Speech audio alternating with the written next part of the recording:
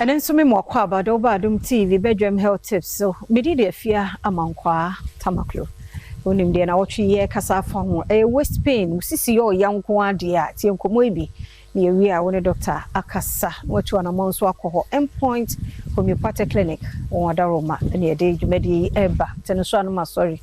nyon wankem no mi de bia yenya kwanyi enya doctor for no nkasa nenso ya bana bobo ano a wotwe mu nyina wo kire ye waist pain adwuma bi a wo ye nti amon sisi ade ene doctor kasa do na so ya na asane mu akwa aba aseda nyamde ebrebe na so obi sisi ye ne ya eni kwan so otene fe ne mu so otu anamon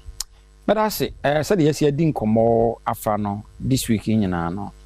me sure say obia anya ne chefa eno a ye din komo fa courses no ho na ne ye ka drivers no obi wa was menya driver but ye nyina nde myself drivers no do so ebia wo ye wadwen se wonye driver enso so ebia adwuma a wa wo car nti wo ye driver nti obi wo ha ebia o ko ha ene kwa de ebia ye kwan construction take place or a lot of places wo ko be bi ti se hani mini ba gina so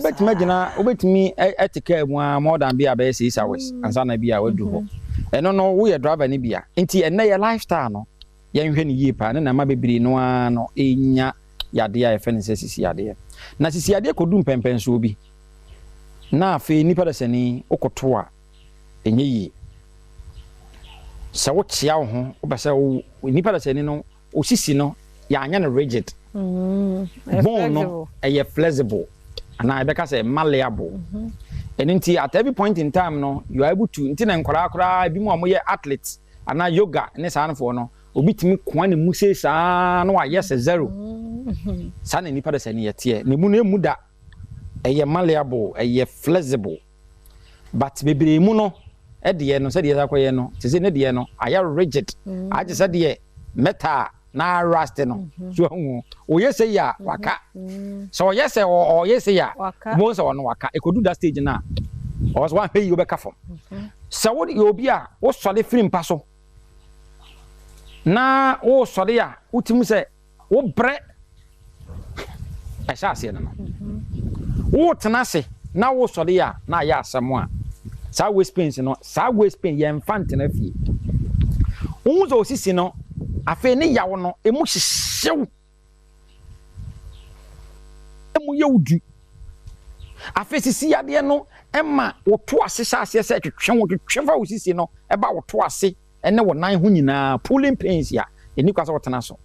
sisi yade no afi de nya wo sisi no mpo wo hu se wo nan na ase se ejene from wo nan soa no ejene aba limbs no na je se damage ya no wan hwe ya obekafo won wo so sisi yade na fe de e wo ti se mpane titi ni wo wo yese na wo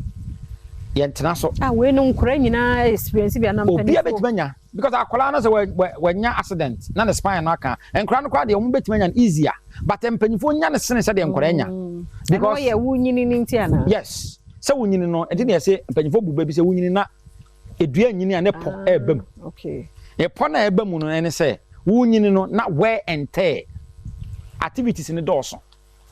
sebi enya no pakora no a ebi mu ha minimo bi wo a ordinary empaso agro die kura ma obi anya sisi ade ye wo se de siya na fa enya pan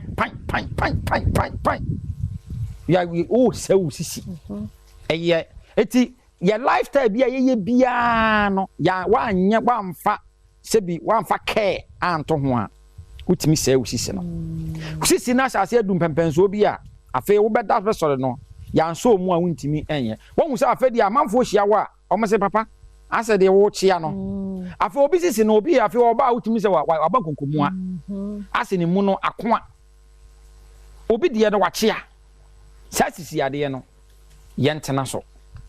enti some of these things no we mu kokoye sa ade no a na hia se sa ni pada sani no o so wo rush edeba ayada sabia na se opeso rush ba ayada sabia de ya endpoint yedi mu akotene kese pa wo Kumase wo Takrade wo Accra wo Tema endpoint for number we should na direction no wo Techiman esiama enyina endpoint me particular clinic ye ben wo pa yade bi how bi aso so no for number no 0244 86 70 68 0244 86 70